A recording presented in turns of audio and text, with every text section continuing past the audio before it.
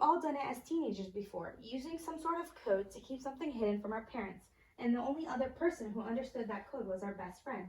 Now let me illustrate how the process of decoding messages was used in the 1900s, but for a greater purpose, and that was gene expression, where information from a gene is used in the synthesis of a genetic product.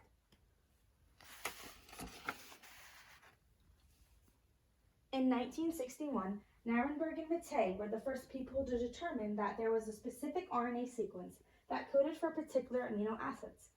They were able to determine this by using a homopolymer, cell-free extract, and 20 amino acids, with one of them being radioactive. Poly-U consists of several chains of uracil strung together. Nirenberg and Mattei combined the amino acids and homopolymer in a test tube with cell-free extract, then incubated them, allowing translation to occur. After incubation, a precipitate protein was formed. This precipitate was then examined to see if it contained the radioactive protein. If the protein was radioactive for that specific homopolymer, then the labeled amino acid must be in that protein as well as the codon codes for the amino acid.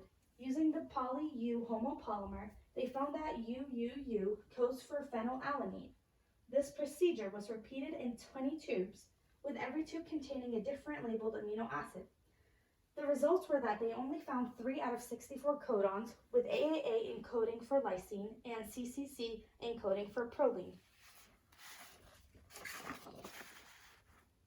Nirenberg then continued his research on cracking the genetic code with Philip Letter and conducted what is known today as the triple binding assay. Nirenberg and Letter used short mRNA molecules with known codons, 20 charged tRNAs with attached amino acids, and ribosomes. Keep in mind that one of the tRNAs was kept radioactive, similar to the first experiment, and they let the codon bind to the tRNA. If the binding is successful with the radioactive amino acid, the molecule amino acid will be bound to the filter paper, and that means that the specific codon was coded for that amino acid.